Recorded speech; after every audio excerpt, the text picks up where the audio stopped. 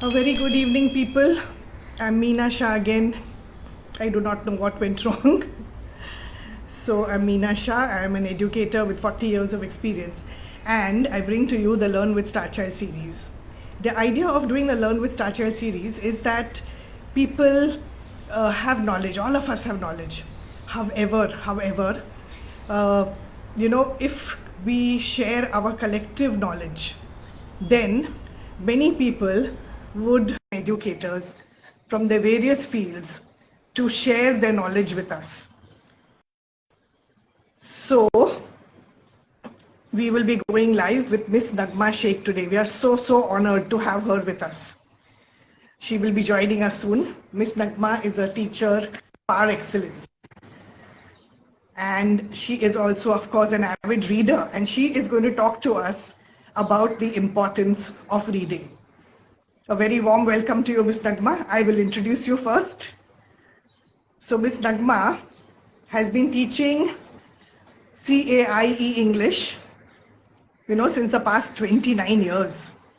She was first associated with the Arab Unity School in UAE and later with the Pure High at Goregaon East, Mumbai. And now she is teaching at JBCN International. So apart from that, she is also a BISA coordinator for teacher training. She is an honorary member of Teachers Help Teachers. She has received many awards and accolades for her work. She is a reviewer of books for Cambridge University as well as for Collins. So, and she believes that teaching is her calling and her passion. So she believes that teaching is a beautiful collaborative journey of learning, which I completely agree with her. Being a teacher myself for so many years and having a great passion for learning, I too believe in what she says. So very warm welcome to you, Naghma ma'am. Hello, Miss Meena. Am I audible? Yes, you are. So I'm thrilled to be here and speaking about a topic that's very close to my heart. Thank you for inviting me, Miss Meena. I thank you for your time, ma'am. I mean, I'm so honored that you are here today. Really thrilled to have you. So when Miss Meena invited me, I told her, ma'am, but you will not be able to see my face. So we came upon this idea. We thought we could just reflect and, show some books on screen. These are some of the books that I have read. So, ma'am, how many books have you read? I mean, I know you are a great reader, you're an avid reader who loves to read. How many books have you read? So, Miss Meena, when I was a teenager, I actually kept a count of the books. There was a Oh my God. notebook. There was a single-lined page notebook, and I actually mentioned the names of the books, the titles, and the names of the authors. But I think after a point of time when I started teaching, I suppose I immersed myself so much in teaching and reading for the sake of the students and my own interest. I think I stopped mentioning, but I must have read more than 1,000 books, I Oh my think. God. Wow. Yes. So I remember I too as a child, I mean, even I enjoy reading. And as a child, I remember I used to read a book a day, of course, fictional, or a story a day. And, it brought great joy to me. So when we select books, often we look at certain criteria. So what is your criteria when you want to, select a book to read? Okay, that's an excellent question, Miss, because that's something which my students and friends also keep asking me about. So, to be honest, I always tell people that let's keep the purpose in mind. So, there are times when I would like to read a book just for the pure entertainment that it provides. So, I may take a very light book, it could be a humorous book, or it could just be an informative book. On the contrary, if I am reading in order to teach or in order to learn, then I will be very precise in my search for a book which would help me learn something. And if I'm reading when, I just want to get involved and engaged by the book. So let me tell you, my favorite genres are detective fiction, mythology, especially Indian mythology. I mean, I've read so much of Indian mythology. I enjoy reading it. Uh, Quite a few genres, but these are the ones that I really enjoy reading. So I look Wow. out for books which are recommended. There are book lists which recommend them. You know, you have all your top 100 and top 10 books and so on. You have your Goodreads and you have the New York Times list and so on and so forth. You also have all those awards that are given, you know, the Booker Prize, the Pulitzer, and so on. Yes. Also look Yes. out for the winner of the Nobel Prize for Literature. So, you are reading books which are going to change your lives, your life rather, but I'm talking generally for everyone. Yes. Yes, no, but they definitely have a great impact on our lives, right? So, and they could change lives. They change your thinking, sometimes, right? I mean, I think Yes, books, absolutely. Absolutely. So, and they build your character to a large extent. sorry, could you repeat now? Yeah, I said they also, sort of build your character, right? What you read and what you Certainly. are exposed to. So apart from the linguistic value they could add to your life, apart from enhancing, say, your vocabulary, your reading skills, your writing skills, your syntax, and increases your opportunity to use all the skills, the reading skills that you may have imbibed. I also feel that apart from the language inculcation, books can also help you in many other ways. So as I already mentioned, your fluency will increase, your speed will increase, your reading speed, your vocabulary would increase, your comprehension would increase, you would enjoy reading the books. But ma'am, I also feel that apart from that, they also add an intellectual angle into your life, because they convey ideas, they suggest so many things that one needs to go deeper into the reading. They can also help you in order to build upon your imagination, because you have non-fiction books which deal so much with all the sensory aspects, all right, the imagery as it is called. They can also fortify you emotionally, all right. Absolutely. They Yes. can fortify you emotionally. They can also bring out emotions which otherwise you may not really be aware of. You may not know that you are capable of, say, love or compassion. I would also say that sometimes they maybe even bring out wrath. So books can do many things. I think it's up to the reader then to decide what is the purpose for which he or she is reading and what the reader wishes to draw out in themselves. Like, for example, you can't experience everything. Like I always tell my students that Shakespeare, he wasn't a murderer and then he wrote about murderers. You can't experience everything. So you experience through, the lives of the characters you read about. It's a very vicarious kind of an experience. Sometimes books also can, change things for you physically.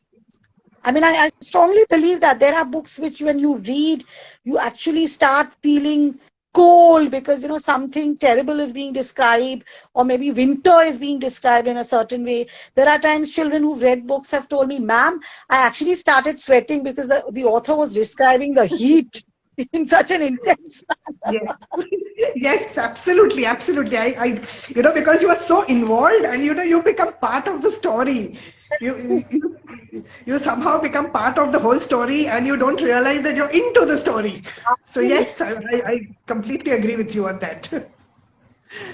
So yes, and that is such an amazing experience. I always feel that what we maybe probably, like you said, what we can't experience. For example, going to the moon, and so. But when you're reading that book and you're there with those characters, whether it's on the moon or it is somewhere else, it makes a huge difference because you actually imagine the whole thing yourself. Absolutely. When we how do I put it? When we look at reading for children, today we are becoming more of, how do I put it?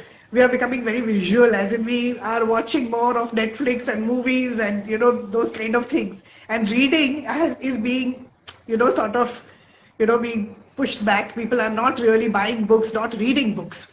So what would you suggest should be done, especially for children? Because it's so important for children to read today, right? As you just pointed out. You have really hit the nail on the head, Miss Meena. Reading has taken a back seat because nowadays we have the advent and the proliferation of social media. It's become such a part and parcel of our lives. In fact, some students tell me, ma'am, the only reading I'm doing is on WhatsApp. So I do understand what you are saying and why you are concerned, being an English teacher, an English educator yourself. I can see a question by a student. So if you all have any questions, please keep posting them. Even if we are unable to answer them in this half an hour session, we will surely reply to your questions. We can post our answers to you. Happy to know that some of you are involved and you are listening eagerly, keenly to our conversation. So, Ms. Meena, my suggestion to teachers and students would be Rome wasn't built in a day. So, if you are not in the habit of reading, you've not inculcated that habit, you cannot say, okay, I'll take a very, heavy book, a very thick book, 1,000 pages, and I'm going to sit with it and I'm going to read it within a day. That will never happen. Honestly, I can challenge you, it will not happen. What you Yes, I have, yeah, I completely agree. I remember like parents buying books and telling me, oh, we buy so many books for him, but they don't read. So I mean, yeah, I'm sorry I'm interfering, but this has been my experience. Yes, yes. So I do understand that, and I can understand the angst, that we all feel, teachers of English and readers of books. So my suggestion to parents and students has always been, even to young children or anyone who'd like to read, is that, tackle things in smaller bits, like bite-sized chunks. So when I tell parents that, look, from pre-primary to grade 4, your children should read for 20 minutes a day. So some of them, the teachers and parents will say, but they don't know how to read, pre-primary and all. I said, no, then in that case, the parents will read to them, their guardians will read, their siblings, whoever. You can play an audio for them, where they can hear it. Then obviously from grade 5 to grade 10, I suggest that everyone, teachers as well as students, all lovers of reading, lovers of literature, of any language, should read for half an hour. And from grade 11 upwards, everyone should be reading for an hour daily. So now the question arises, and you have rightly asked, what do we do for the reluctant readers? What do we do for those who cannot, read, or who do not wish to read and who find it very difficult to go through, page after page? I agree with you totally over there. So I suggest to these, I have this, idea which I call it DRAP, daily read a page. It's called DRAP. So Okay. what I tell them is, you don't need to read the entire book. You don't need to read entire stories, or, you read one page every day. So take any book that you like and read a page. And believe me, when I tell them to read a page, many of them come back and say, ma'am, but I turned the page today. So I tell them, read a page and turn the page on that day when you feel like reading the next page. So I think that makes a difference. The second suggestion that I keep giving them is, there are these, there are a lot of sites on the web. You can even, subscribe to them. So on a daily basis, you get very short pieces, the news in brief. So like a 500, 600 word article will be encapsulated in 50 words, 60 words, at the most 100 words. So you have all these fiction and non-fiction pieces which are really short, really interesting. You could begin with that. So once you begin with the shorter versions, you can go on. In fact, there are times I have actually suggested to grade 3, 4, 5, and 6 students that you don't need to, read the original. You can read the abridged and adapted version, because as a child, I began with those. I read almost all the classics in the abridged and adapted versions. Nowadays, students are spoiled for choice. You have online books, in the sense you have audio books, you have cartoon books, you have manga comics. I mean, there's so much for them to choose, right? So if they begin at the smaller scale where they are reading less, but getting grip, getting into it, getting interested, they can move on. And this will have to be a kind of a disciplined, should we say, activity or exercise on a daily basis. I think one will have to do a little bit of stealing of one's mind, STEELING, one has to become a little disciplined and strong. I agree, but, I agree that many will say, but well, that's not what's happening. So as I said, read a page every day, read short stories, read these short 50, 60, 100 words, write-ups and news reports, and you can read jokes if you want from authentic sites. You can read anecdotes. I mean, with the advent of the internet, the sky is the limit. So there are so much Absolutely. that is not to be read. Let me put it that way. But there's so much to be read. There's so much available. Yes. So, but another question, I mean, often parents ask me, should children read from a device or from a book? I mean, of course, I as a teacher have always answered that, well, reading is reading. Of course, books are better, is what I feel. What do you have to say? So that's a very good question. One more point I would like to add is there are some who cannot read for long stretches of time. So Yes. students and parents and teachers tell me we can't read for 20 minutes or half an hour or 1 hour. So then we tell them, okay, you read for smaller durations, shorter durations throughout the day. And it's quite simple. Just keep a book with you. If you enter a class and the rest of the students take 5 minutes to come, you have 5 minutes in which you can complete that little bit of reading, right? So throughout the day, in bits and pieces, people could read. And your question is about whether we can even involve other media, right, ma'am? Yes. Is yeah. Yes. So I always tell people that, look, what works best for you, please go ahead. There are so Correct. many who would like to listen to audiobooks, go ahead. There are so many who would like to watch audio-visual books. I mean, that is, I think now something that's happening or has already happened and it's taking some steps forward. That could be done.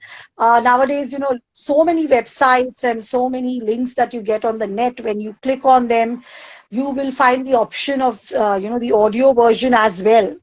So people could, use that. People could have others reading for them. All right. So many ways in which you can move ahead. And nowadays, the sky is the limit. Yes, I agree with you. I agree with you. So thank you so much, Naghma ma'am. It has been a wonderful conversation, and I'm sure many will benefit from it when they listen to it. I really thank you for your time and all your efforts that you have put in to be on Instagram. I know you were not on Instagram, and I brought you to Instagram. So I'm sure you are, and I'm so glad you did that for us.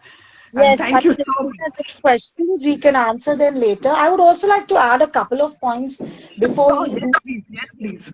So, books can also make you appreciate beauty. They can transform you aesthetically, and books can transform you spiritually, right? Books can, take you to a different realm. I mean, there are books which can actually change your lives.